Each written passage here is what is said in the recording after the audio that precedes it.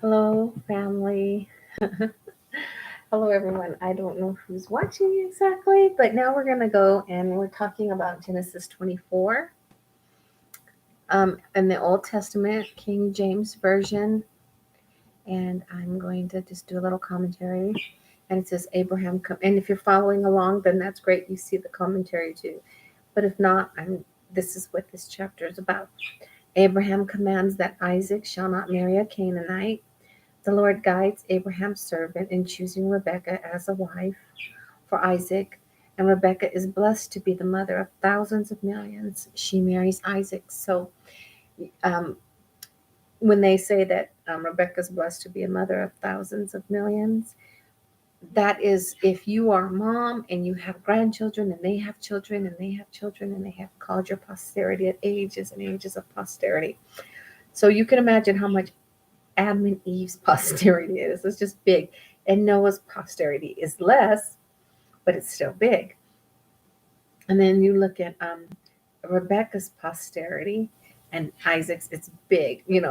It's Abraham's is bigger, but but um, as a child of um, Abraham, Isaac is less because he doesn't have all the people in front. Those are his ancestors, but his posterity is what's coming now. And Rebecca, we've seen this before. It says Rebecca is blessed to be the mother of thousands of millions. So the lineage is to go come through Rebecca. So yeah, it's coming through Isaac, but let's say another woman was there. It's specifically coming through Rebecca, just like with Sarah. So we have the Sarah Hagar thing, but um, the lineage, the birthright was supposed to come through Sarah's line, according to the King James version of um, Genesis, and that it's to come through Sarah. And so we see here again that it's very specific Rebecca. So even if Isaac were to marry another wife, even though those children are his children and he loves them and he may set up an inheritance for them, they are not the birthright child. And the birthright child always receives more, but also comes with that is more responsibility. So you need more if you have more responsibility, right? So we'll go on and read. In verse 1, and Abraham was old and well stricken in age, and the Lord had blessed Abraham in all things. And we can see that if you go back and listen to the other post, you'll see. Verse 2, and Abraham said unto his eldest servant of his house that ruled over all that he had. And I mean, this is a lot of responsibility. So he can really trust this guy. He's um, like the CEO of Abraham's company or assistant CEO or whatever, you know, he's handling all this stuff. And of course, he has his little groups that are the head of the sheep, maybe, and this over the goats, and this over how the land's doing, or marriages within the group, you know, or whatever. And so we have, and verse 2, and Abraham said unto his eldest servant of his house that ruled over all the land, and he's obviously not as old as Abraham, um, all that he had, put, I pray thee, thy hand under my thigh. Sounds strange, doesn't it? But, and let's go on in verse 3, and I will make thee swear by the Lord, the God of heaven, and the God of the earth, that thou shalt not take a wife unto my son of the daughters of the Canaanites among whom I dwell.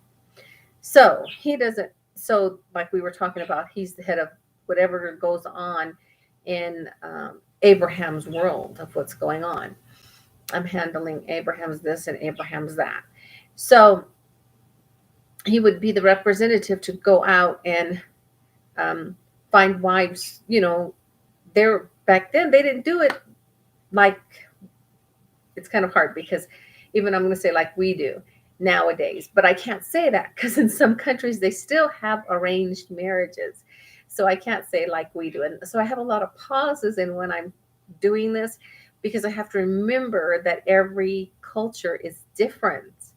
it's different. And some still do this. Some still send a matchmaker out to get a spouse for them. And whether you know it or not, sometimes people still do it in the USA. They find a family, they're good friends with the family, and they want their kids to marry that child, and they will have those kids play together and meet each other when they're young and still do things together every now and then with the parents and stuff like that to arrange this marriage that the kids don't even know is being arranged. They're just making sure that they form this bond and that the families can get along. So they want to make sure they stay in that area where they live, and they do it even in the United States. And I've seen it. So they still do it. Um, let's see. So something else I wanted to mention here was, let's see, I thought it'd be better if I read it. That sounds really strange, particularly if you live in the USA, which that's where I live. So, and Abraham said unto his eldest servant of his house that ruled over all that he had, put, I pray thee, thy hand under my thigh. So, this is what I have about this. If you have more, you can put it in the comment section. In our culture, taking an oath, usually, this is USA, okay, usually involves raising the right hand or placing a hand over the heart or on a Bible.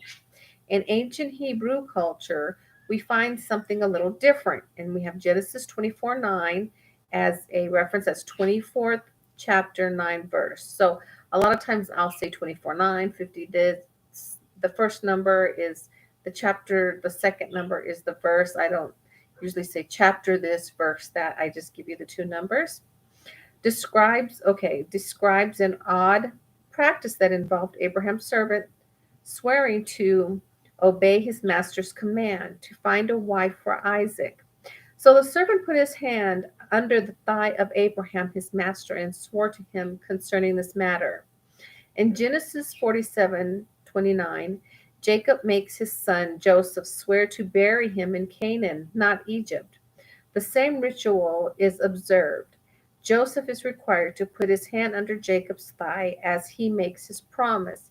It seems strange to us, but placing one hand under someone else's thigh had a symbolic purpose.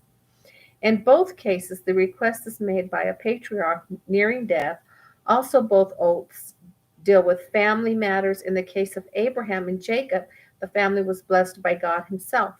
In Genesis 15:5 and 28:14, the thigh was considered the source of posterity, which is, your children, your children, your children's children, and their children, and their children. Posterity is the opposite direction of ancestors. Source of posterity in the ancient world, or more properly, the loins or the testicles. The phrase under the thigh could be a euphemism, euphemism, not euphemism for on the loins. There are two reasons why someone would take an oath in this manner. One, Abraham had been promised a seed by God, and this covenantal blessing was passed on to his son and grandson. Abraham made his trusted servant swear on the seed of Abraham that he would find a wife for Isaac. So that's one reason. If you're wondering what seed is, since all ages can watch this, seeds are your children. Just like if a flower has a seed, that's its children. You never think of a flower having a seed and having children, or a tree. Its fruit, inside the fruit is a seed, and that's their children when they're birthed, right? They come from them. So that when we say seed, just remember the trees and the flowers, and that might help. Okay, so that's one reason. Another reason is Abraham had received circumcision as the sign of the covenant. Genesis 17:10. Our customs to swear on a Bible in our culture. Swear on a Bible. Some people do that for different reasons. The Hebrew custom was to swear on circumcision, the mark of God's covenant. The idea of swearing on one's loins is found in other cultures as well. The English word testify is directly related to the word testicles. Jewish tradition also offers a different interpretation. According to Rabbi Ibn Ezra, the phrase under the thigh means literally that for someone to allow his hand to be sat on was a sign of submission to authority. You can also think of this is your hands. You covenant with your hands and they're being sat on. So someone is sitting on someone's covenant hand. Submission, okay, a hand to be sat on was a sign of submission to authority. If this is the symbolism, then Joseph was showing his obedience to his father by placing his hand under Jacob's thigh. Abraham's servant kept his oath, and he not only obeyed Abraham's instructions, but he also prayed to Abraham's God for help. In the end, God miraculously provided Rebekah as the choice for Isaac's wife. Genesis 24. Okay, so that's what I have on that. And we'll move on. Okay, so that was verse 2. Verse 3, and I will make thee swear by the Lord, the God of heaven and the God of earth, and thou shalt not take a wife unto my son of the daughters of the Canaanites, among whom I dwell. So he's going to swear, and it does say that in here, we just read that the servant also prayed to him. Verse 4, but thou shalt go unto my country and to my kindred, and take a wife unto my son Isaac. This is very interesting, I think, because didn't Abraham flee his country? It's like, so something has changed in X amount of years, right? Because Abraham had to flee his own country, and now he's looking for a wife for his son in this country. I find that very interesting. So,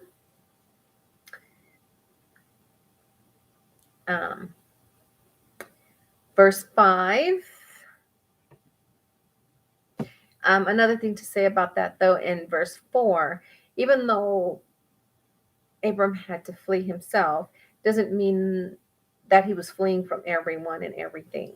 So he wants his son to have a wife from his tribe.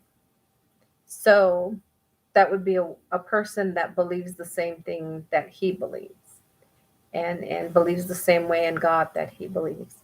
And even though he had to flee because of his dad, who knows what was going on with his dad, right? So we went over that in the scriptures, though. But apparently there are people there that he would like to have as his son's wife. So, and back into his culture, and in his religion and the way he believes. He's around people that probably don't believe the way he believes. And could you imagine that? How faithful is that? If you move to a place where no one else believes the way in God like you do, and I should say the Almighty, the way some people do, the way you do, and you still hold fast in your values. And some people may not even believe he exists or know he exists or ever heard of it, but you still are holding to keep the commandments. You're still holding to do those things, So it's interesting because remember, Abraham was commanded to, it mentions here, make the covenant and circumcision. So, but look at all these other people in his tribe that weren't under him. They didn't make that oath, right, to Egypt. They didn't make that oath. It was Abraham that made that oath. Was it Abraham? So, and the people that were with him actually all were circumcised. But what about people that weren't with him? So, you have people that weren't even living with him at that time, and they weren't in Egypt. So all that were from his tribe. And so you think about that, right? That's interesting. So people that are still keeping that covenant down to this day may are probably maybe just from Abraham, or maybe it's just happened, but it's interesting that they just continue to do it. So that means there's a lot of people that are probably not doing it, that are still from the tribes of Abraham's extended family, maybe, but not in Abraham's direct lineage, not his posterity. And maybe some people have decided just to do it anyway. But it indicates that there are a lot of people. Do you know what I mean? Because sometimes people do, especially particularly in the USA, it's very normal to be circumcised, for men to be circumcised, and people are just like, oh, because of cleanliness. So it has nothing to do with this or that. And then when we read, and we say, well, that came from Abraham, sometimes we assume the whole world was doing it. But the whole world didn't come from Abraham. And so, no, the whole world wasn't doing it. So it was really, could really be a strange thing. So it's kind of interesting because there's very likely a chance that Rebecca's family isn't doing this. So it's could be something really different to her too. So, but now her posterity will do it. So we'll go on. So 5, and the servant said unto him, Peradventure, the woman will not be willing to follow me unto this land. Must I needs bring thy son again unto the land from whence thou camest? So he's thinking, yeah, this lady, this person, she's probably going to want to meet your son. So if she agrees to it, then I'm probably going to need to come back and pick him up and bring him back out so she can see him, and you can, and the parents can see him and everything like that. Now we know of arranged marriages. That's pretty arranged because he just comes out, she meets him, and the parents decide if they like him. And some parents want the son or the daughter to also have a voice in that, but some didn't. And so it could be yes or no, and that would be another long trip. And so just think, and then some people never ever meet, but usually the parents meet ahead of time. But at this time, they're not meeting, right? So, and Abraham said, and in verse 6, and Abraham said unto him, Beware, thou that thou bring not my son thither again. In verse 7, the Lord God of heaven, which took me from my father's house, and from the land of my kindred, and which spake unto me, and that sware unto me, saying, Unto thy seed will I give this land. He shall send his angel before thee, and thou shalt take a wife unto my son from thence. So he says right here that the Lord led him away from them, and now he's going to go get a wife from them for his son. And he feels that's the best decision for his son, the best thing.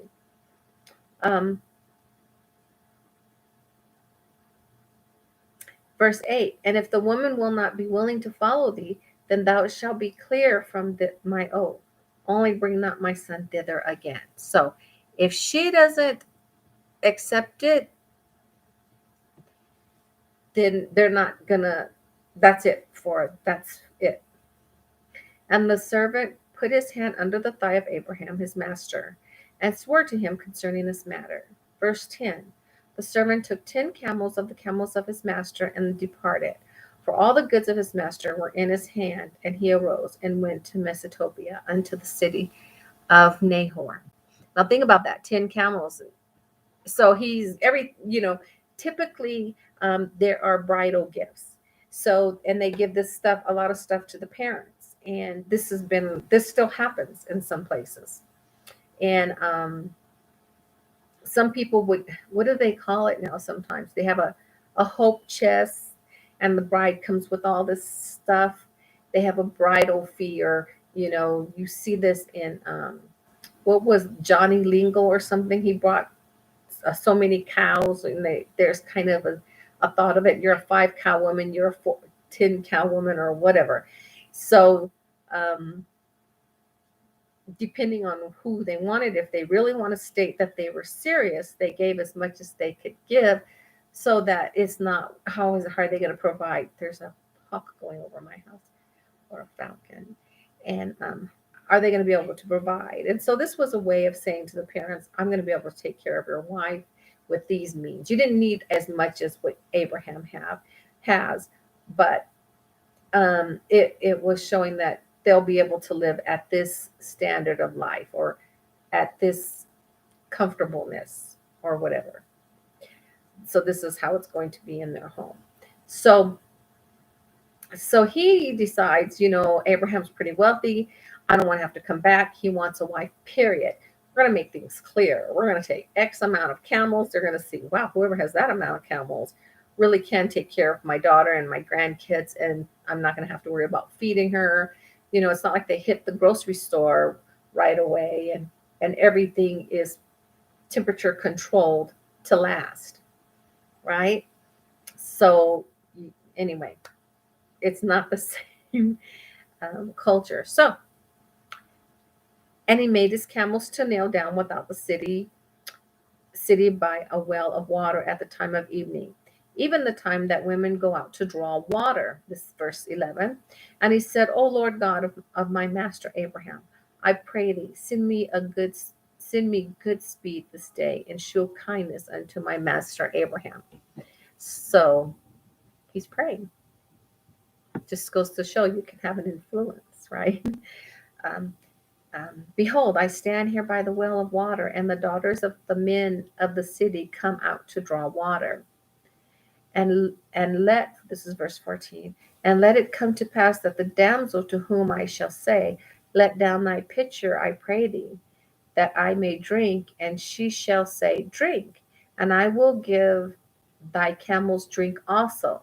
Let the same be she that has appointed for the servant Isaac.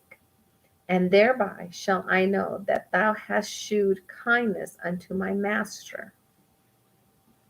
And he's got how many camels?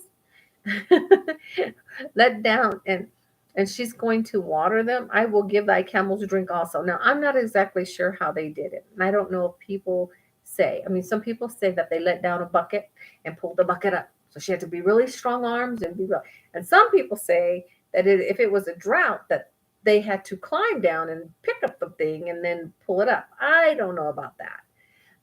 That would be put a lot of dirt in the water from people climbing down and kicking the dirt off their shoes and feet. And it sounds more logical and clean if they're just at the top and they drop the bucket down and they pull it up. But it's still a lot of work, and then pouring it and doing that 10 times.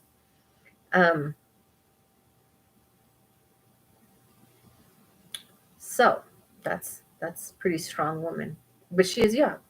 So let the see, where did I live off? Behold, well, let's see.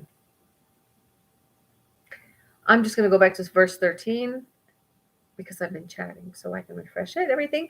Behold, I stand here by the well of water, and the daughters of men of the city come out to draw water. So there's a certain time a lot of the women go, which makes sense because women needed to be safe. And so you didn't want to really be the only person at a well. You wanted other women there for protection, and it was also a social life for you.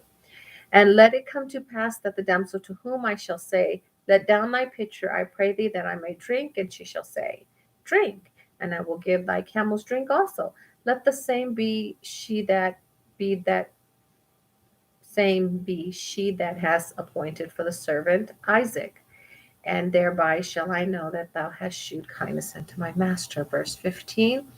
And it came to pass before he had done speaking, that behold, Rebekah came out, who was born to Bethuel, soon of Milcah, the wife of Nahor, Abraham's brother, with her pitcher upon her shoulder. 16. And the damsel was very fair to look upon. So she was nice to look upon. It doesn't mean that, this is very fair. So she was attractive, quite attractive. Some people will see fair as, oh, you're fair skinned or you're fair this. But it basically, and the damsel was fair to look upon, which means she was attractive to look upon. A virgin, neither had any man known her, and she went down to the well and filled her pitcher and came up. Now they mention these because these are requirements. She has to be a virgin, and no man, and they're restating it. So no man had known her meaning slept with her. So had those relations with her. So um, they use known her a lot, like we said in the other chapters. And she went down to the well and filled her pitcher and came up. And verse 17, and the servant ran to meet her and said, let me, I pray thee, drink a little water of thy pitcher. And she said, drink, my lord. And Lord is lowercase. And so, because they called a lot of people Lord, right? Like sir, about, about like that, huh? And she hastened and let down her pitcher upon her hand and gave him drink. And when she had done giving him drink, she said, I will draw water for thy camels also until they have done drinking. So I don't know how much camels drink, but think about it. They fill those humps up on their back with water. Who knows how long that would have taken? And he had a lot. He had like 10. And she hastened and emptied her pitcher into the trough and ran again to the well to draw water. So they have a trough. So she's basically pouring it in a trough and going to get, some more buckets of water and just pouring it into the trough. And drew for all his camels. So they're probably drinking out of the same trough, all the camels, and she's just pouring water into it. And it came to pass as the camels had done drinking that the man took a golden earring of half a shekel weight and two bracelets and an earring of half a shekel weight. Thank goodness, because we know that a shekel is half an ounce, so that would be a fourth of an ounce, and two bracelets for her hands of 10 shekels weight of gold. So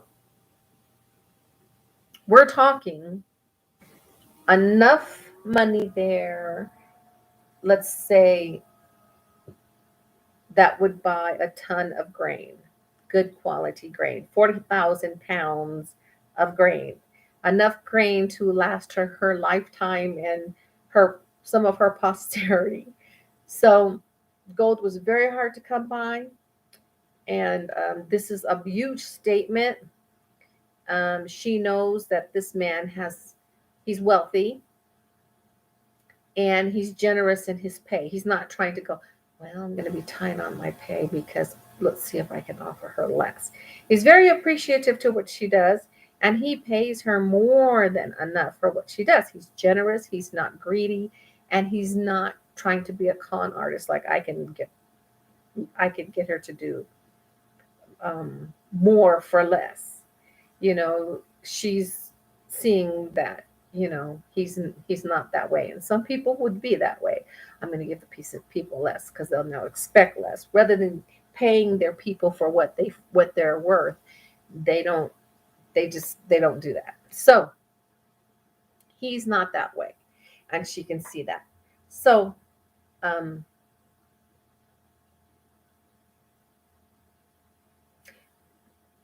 and she hastened to empty her pitcher into the trough and ran again unto the well to draw water and drew for all his camels. Verse 21. And the man wondering at her, held his peace, to wit whether the Lord had made his journey prosperous or not. I mean, you're going, look at her go, right? I mean, he's a man. You think he'd, join in and say, let me help you. But he asked for these reasons to be shown to him to make sure he gets the right girl. I mean, any girl probably would have got one bucket, fed him water and a few, but this one's really showing, no, this must really be her. She's doing all the camels, and she did it on her own. I didn't ask her. So, it's really a good proof that this is the person. If he had asked less, someone could pop in and just do that. But this is a lot, so he's going, okay, I hope this is the right one. And so he held his peace and he just watched, and to see if his journey was prosperous or not. And it came to pass, as the camels had done drinking, that the man took a golden earring or half a shekel weight and two bracelets for her hands of 10 shekels weight of gold. Now, these bracelets in these cultures, and still in other cultures, mean a lot. A married woman, an engaged woman, has a bracelet on. And USA, they'll give typically USA culture will give an engagement ring, right? Not a wedding ring. And sometimes they're both, but usually an engagement ring. But you can see clearly here, he's making an offer. He's also probably paying her. He could also, be paying her for the work that she did and not have wasted her time and strength. But he's thanking her. And at the same time, he's saying, he's making a proposal here for someone. And they do that still. I mean, in certain countries, they still do that. They offer jewelry, and if you accept that jewelry, you're accepting a proposal from them. It could be a bracelet. It's usually a bracelet. And if you accept any jewelry, you're saying that you like that person, that you're committed. You're invested in that relationship so far, to where in USA, there's people that sometimes just want jewelry just because you're dating or something. It may not mean that the person is serious about a commitment. They're just accepting a gift. And but with them, it's a bigger deal. It's more important. It's more committed. It's less. It's not so much usury. It's more sincere. Um, And then in 23, verse 23, um, and said, put hand. Okay, so he put the bracelets on her hands of 10 shekels weight of gold, and said, in 23, whose daughter art thou? Tell me, I pray thee, is there room in thy father's house for us to lodge in? Okay, so now when you see that, if someone said, can I come stay at your house that you just met? Um, and sometimes you look at them and you want to see who you're inviting into your house, right? Because you could be scared they might rob you blind, or maybe they're ill, or you don't know. You don't know. Maybe they're mean. They'll be mean to you. They can be mean harm to people. But um, she's kind of using a measuring um, of him, and she may have had dreams about this herself. She may have had dreams that someone's going to approach her like this herself. And so um when he offers these particularly gifts and he comes with camels and he's neatly dressed, she is summing all that up as anyone would. She uses her common sense. She uses what she's feeling inside as far as spiritually, and her culture. And maybe she's had dreams about this. Um, and said, whoso daughter art thou? Tell me, I pray thee, is there room in thy father's house? And she said unto him, I am the daughter of Bethuel, the son of Milcah, which she bare unto Nahor. In verse 25, she said, moreover, so she's just given him her family history, right? So you can see how family histories were so important, because you could tell someone who you were and who your parents were, and just by that, they could tell what your religion was, how well behaved you have, what rumors have gone on about you. Can they trust you with their son? Can they trust you in their family? And in a lot of cultures still, I'm going to mention some, like in some Polynesian things. If you tell them your name, particularly your first and last name, they'll know, are you Samoan? Are you Tongan by your name? And they'll know your family by your last name. So you can just tell. And then same with some American Indians, right? They can tell, oh yeah, I know that family very well. And in some religions, because in some religions it's generational religion, and so they know those names, and they say that name from this area is a different family than maybe it could be from that area, the same last name. And some last names are just particular in certain areas. So that's another thing. So she's running down, listen to this. And she said unto him, I am the daughter of Bethuel, the son of Milcah, which she bare unto Nahor. And you're going, wow. And we don't usually do that, do we? Depends on where you live. So sometimes where I live, people do that. They say, if they say, where do you live? And I say, well, I live down the street in where this family used to live. And they'll say, oh, across the street from so-and-so. if you ask who they are when they introduce themselves at church, they'll say, I am the daughter of so and so, who is the daughter of so and so, who lives over here. And you don't find a lot of that in the city. In the city, people will barely tell you their first name, right? But it's interesting to me how, like, my community where I live is so much like this. So, and I don't even know if they know that they're this much like this. But anyway, verse 25, she said, moreover unto him, we we have both straw and provender enough, and room to lodge in. And the man bowed down his head and worshiped the Lord. And he said, blessed be the Lord God of my master Abraham, who who not left this who hath not left destitute my master of his mercy and his truth. I being in the way, the Lord led me to the house of my master's brethren. So,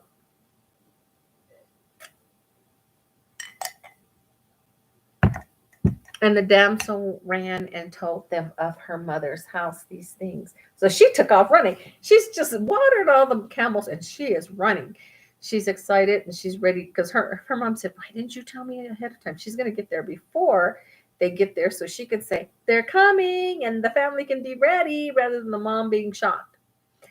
Because they're certainly not running there. They have to bring camels and stuff. So they're walking in and they're going to set a good, they're walking in. Impression, a good impression. And the damsel ran and told them of her mother's house these things. And Rebecca had her brother. So you could see her, she's showing her bracelets with the saying to their family, look, this is gold. Everyone's important, but someone of wealth is coming, and generosity, because they didn't have to put big silver. He could have put silver on her. He didn't have to put big gold. He could have put silver. He could have put one silver, but he puts two bracelets and an earring, and saw the earring and bracelets upon his sister's hands. And when he heard the word of Rebekah his sister, saying, thus spake the man unto me, that he came unto the man, and behold, he stood by the camels at the well. So she's holding the earring in her hand at the time. I guess she took it off because it says earring. And isn't that interesting? So there's that ear piercings were cultural because he brought an earring. So when people are like, well, no, you're a Christian, you're not supposed to get your ears pierced, or you're this religion and you're not supposed to get your ear pierced. Apparently it was okay with Abraham, the one that people believe in, Abraham's the same God of Abraham's. Well, apparently Abraham was fine with his daughter-in-law and was having earrings, and even brought her some to marry his son. And bracelets, not one bracelet. Oh no, you can't have two bracelets on. It's not modest, it's too gaudy. Well, I don't know. The Lord loved Abraham and he seemed to be doing this, and he probably had his wife probably had bracelets on it because he adored Sarah. And he said, come in unto thou. Okay. Wait, hold on, excuse me. Okay. I'm going to read 30 again. And it came to pass when he saw the earring and bracelets upon his sister's hands, and when he heard the words of Rebekah his sister, saying, thus spake the man unto me, that he came unto the man, and behold, he stood by the camels at the well. 31. And he said, come in, thou blessed of the Lord. Wherefore standest thou without? For I have prepared the house and room for the camels. So they're inviting him in. And the man came into the house and ungirded his camels, and gave straw and provender for the camels, and water to wash his feet, and the men's feet that were with him. So he brought others, and they gave him water to wash his feet and all that. And you can see water is not that easy to come by, because you have to go and get it, bucket it, pour it into a container, and bring it home. So all the water you use is going to be very precious, and they're washing their feet. And there was set meat before him to eat. But he said, I will not eat until I have told mine errand. And he said, Speak on. And he said, I am Abraham's servant, and the Lord hath blessed my master greatly, and he is become great, and he hath given him flocks and herds and silver and gold, and men servants and maid servants, and camels and asses. And Sarah my master 36, and Sarah my master's wife bare a son to my master when she was old, and unto him hath he given all that he hath. So right now they're running down the names of everyone, the mom and the dad, and verse 37. And my master made me swear, saying, Thou shalt not take a wife to my son of the daughters of the Canaanites, in whose land I dwell.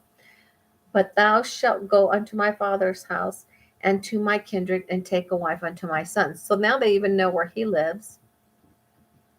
39. And I said unto my master, Peradventure the woman will not follow me. And he said unto me, The Lord before whom I walk will send his angel with thee, and prosper thy way, and thou shalt take a wife for my son of my kindred and my father's house. And then 41, Then shalt thou be clear from this my oath when thou comest to my kindred, and if they give not thee one, thou shalt be clear from my oath. And I came this day unto the well, and said, O Lord, O of God, my master Abraham, if now thou do prosper my way which I go, behold, I stand by the well of water. And it shall come to pass that when the virgin cometh forth to draw water, and I say to her, Give me, I pray thee, a little water of thy pitcher to drink. And she say to me, Both drink thou, and I will also draw for thy camels. Let the same be the woman whom the Lord hath appointed out of my master's son. So we know that the Lord has already figured out, he knows, not figured out, he knows who is going to be Isaac's wife. He already knows. And so it's just a matter of helping everyone else know who he wants that to be. And so you can imagine how she must have lived and what kind of heart she must have had to be that chosen person. And before I had done speaking in my heart, behold, Rebekah came forth with her pitcher on her shoulder, and she went down into the well and drew water. And I said unto her, Let me drink, I pray thee. And she made haste and let down her pitcher from her shoulder and said, Drink, and I will give thy camels drink also. So I drank, and she made the camels drink also. And 47, I asked her and said, Whose daughter art thou? And she said, The daughter of Bethuel, Nahor's son, from Milcah, bare unto him. And I put the earring upon her face and the bracelets upon her hands. So they wore earrings on the face. I guess they wouldn't call it a face ring. But nowadays people wear earrings on the face too. I'm sure it wasn't just any kind of an earring. If I were to guess, I would say it was just a little stud diamond or gold diamond stud in her nose. We see a lot where they have just the little one like this. And sometimes they don't even have a piercing. It's just the clamp in there. And some people have the other kind. So face jewelry was where it wouldn't have been something all over the face. It would have been something more like that. Not something that probably like an oxen would wear, But apparently they did have earrings on the face. And we see that still to a degree, right? With certain cultures, that means something, but it doesn't mean they have a piercing. Sometimes they do, but they don't get carried away, and sometimes it's a clamp.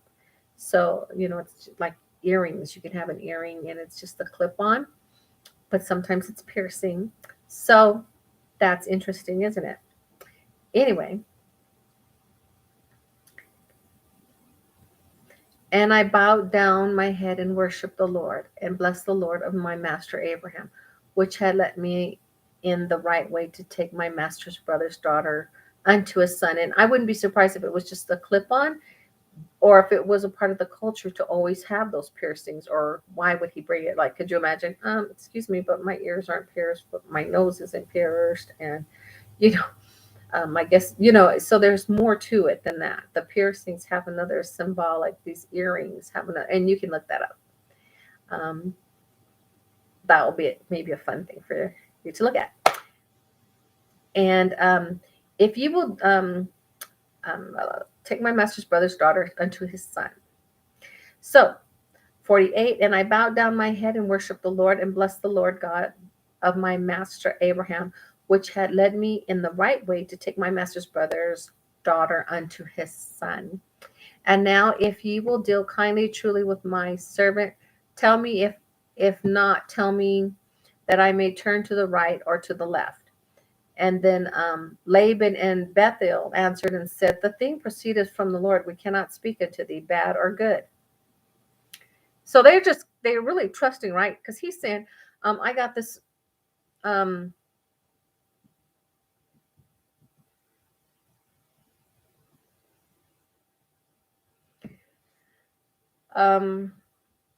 They're saying the thing proceedeth from the Lord. We can, and this is capital letters. So they're saying from God. We cannot speak unto thee bad or good, because it comes from God. We can't say anything about that. Behold, Rebekah is before thee. Take her and go, and let her be thy master's son's wife, as the Lord hath spoken. So they're trusting that he's being honest and telling the truth. And maybe at the same time, they also have a feeling in them, and they feel it, or had dreams before then, or even maybe, who knows, people talk, maybe a message came out, and there was a little bit of gossip saying, hey, I hear that Abraham is sending his head guy out to go find a wife for his daughter. For his son, excuse me. And so people were kind of prepared at that time that something like that was going on. And who knows? Makes sense. But who knows? And it came to pass that when Abraham's servant heard their words, he worshiped the Lord, bowing himself to the earth. That is 52, verse 53. And the servant brought forth jewels of silver and jewels of gold and raiment, and gave them to Rebekah. And he gave also to her brother and to her mother precious things. And like I said, in a lot of ways, that still happens. And his servant brought forth, okay, we did that one. 54. And they did eat and drink. And the men that were with him and tarried all night. And they rose up in the morning, and he said, send me away unto my master. He's not messing around, right? He's not just kicking back going, I just ate here. Of course, he eats great at home. So maybe he's like, I'm ready to get back to my life. And let's get this done. Let's get this done. I got a long walk ahead of me, or ride on the camels ahead of me. And so it's interesting that he even chooses to settle business before he eats. Let's get this settled, because he's like, well, I'll just go. I have business to take care of. I said, I need to do this, and maybe he'll send me somewhere else. I need to get this done. This is an assignment. This is important, because he's dying, and he needs to arrange this marriage for his family. And that's typically what they did. Is before you go, one of your jobs is to get your family married before you pass. And that's very important. Your lineage goes on, and it's very important who you choose, so that they continue your worship to God, who you want to return to, and who you want them to return to, and continue to be a family. Or why would it matter to them, right? If it's just like poof, it's over, then it would just be here and it's over. So why is that so important? Well, so that they live in accordance here. That is good. But it's the whole reason, if you think about it, it's hugely important. And I don't know what words to use to you that, but they want to make sure they're married, not just living, keeping the commandments, but they need them to be married. And the whole reason for marriage too was a lot of reasons to have a companion throughout life, but also it helps you keep some of the major commandments. You need someone to be faithful to, and someone so that you can have those relations that your body desires and your heart desires, but to have someone to have that with, and someone that's willing to live that way, so that they can carry it on too and into the next life, right? Um,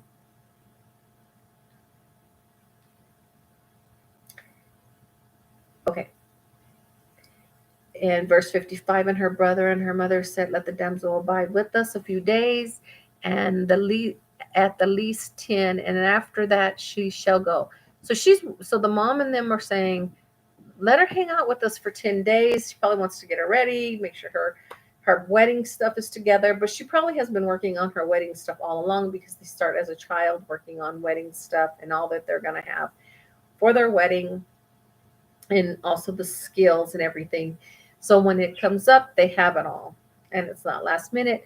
But in 56, he said unto them, hinder me not, seeing the Lord hath prospered my way. Send me away that I may go to my master. So it's a very short time of courting, and at least before they're headed. I'm sure that you kind of you have a ride back together, and hinder me not, seeing the Lord hath prospered my way. And so he's believing that God set this up and blessed them. In 57, and they said, we will call the damsel and inquire at her mouth. So they're giving her that decision. Could you see her like just listening on the wall, like, what's going on, and peeking through things? And they called Rebekah and said unto her, wilt thou go with this man? And she said, I will go. 59. And they sent away Rebekah, their sister, and her nurse. So she has maybe some people would call a nursemaid, someone that breastfed her when she was young. But a lot of people have their nannies, or their people that follow people. Even now, people have that, even in Europe, right?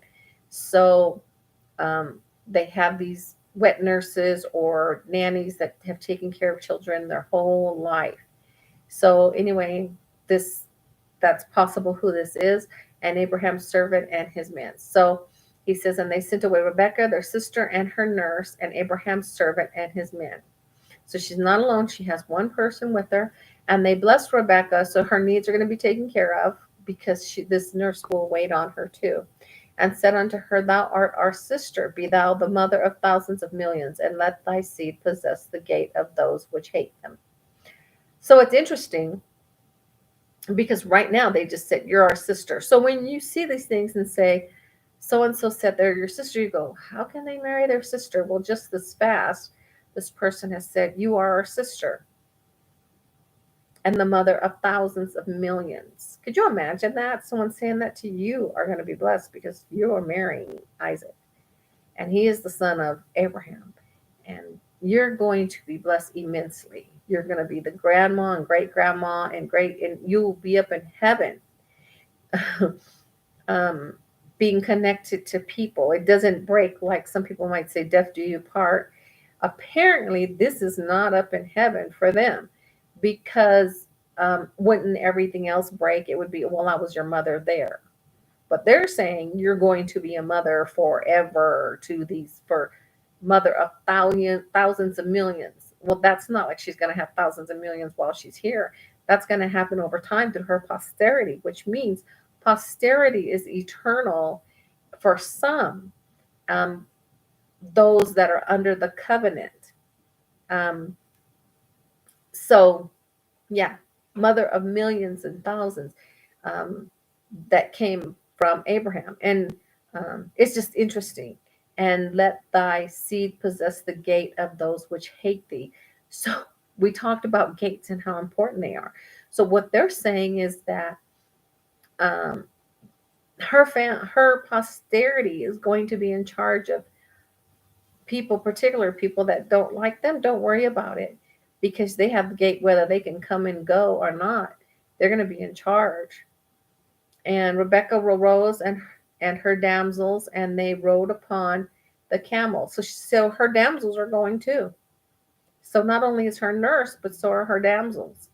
And they rode upon the camels and followed the man, and the servant took Rebekah and went his way. So these women are going to be intermarrying, obviously, because they belong to her, and they will probably marry, but they'll still take care of her. That will be their job. Like people go to work and come back, and these particular women's jobs will be to take care of her. And it's very well that they may get married and marry within that group. So she has some damsels, and she has her nurse that takes care of her. And Rebekah lifted up her eyes. Oh, excuse me. In verse 62, and Isaac came from the way of the well Lahai Roy, for he dwelt in the south country. Let's go. Wait.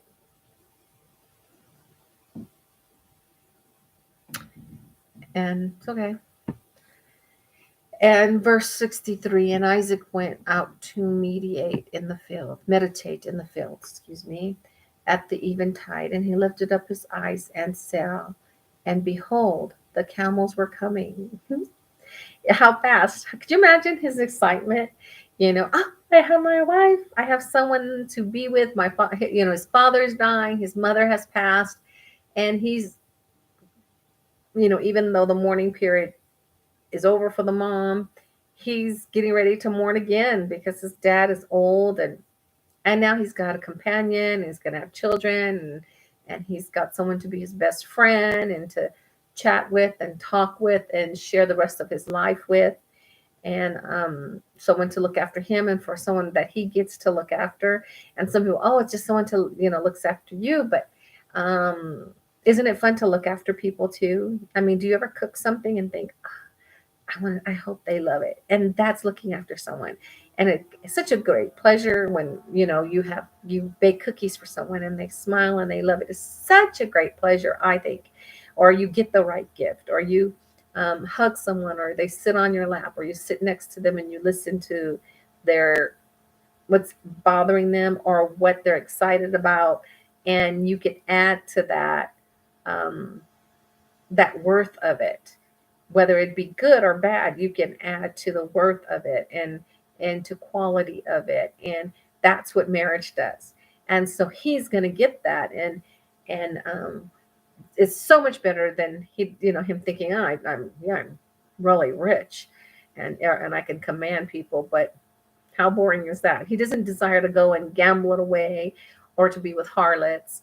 He knows all that's artificial, fake, and it empty, and it just leads to being more lost and losing your senses. So you don't, and I don't mean like what sense do you have, but senses like how you feel, what your sense of taste, your sense of smell, and all that is better when it's when you're more clear on it. And anyway, so he's excited. The camels are coming. And in 64, and Rebekah lifted up her eyes, and when she saw Isaac, she lighted off the camel. She's excited too. I mean, these two are like they've known each other forever, right? And 65, for she had said unto the servant, what man is this that walketh in the field to meet us? And the servant had said, it is my master. Therefore she took a veil and covered her face. I think what's interesting about this is she waits to cover the face for the man that she's going to marry, but all this time she's riding with strangers and she's not covered her face. And it's interesting because it's like they said, well, you're just like our sister. And so she didn't cover her face, but now he's coming and she's going to cover her face. And I think that's interesting. So if you know a little bit more about covering the face, please comment about that and give us some references. Okay. 66, and the servant told Isaac all things that he had done. 67, and Isaac brought her into his mother Sarah's tent and took Rebekah, and she became his wife, and he loved her. And Isaac was comforted after his mother's death. So took her into his mother's, Sarah's tent. So I guess it looks like Sarah had a tent too, and the father had a tent. And so now this tent becomes their tent. And that was good. And he's comforted after his mother's death. He has another woman in his life that can love him too. He hasn't forgotten his mom. And if she were alive, she would be delighted, right? She would just be delighted to have Rebecca, and it would be just this feast, and it would be like his two favorite people in females in the world. And then if he has a daughter, that would be in there too. It'd be like my three females, which the wife would be before the mom, and we know that the wife is before the children too, unless the wife means the children harm, and then the husband has to speak up. He can't just go, well, that's her children. She can treat him terrible. No, he has to. You have to protect your children above all, even above. Um, you can't let anyone, not even the mom or your parents or your other kids abuse them or anyone else. You have to make your kids just like your wife.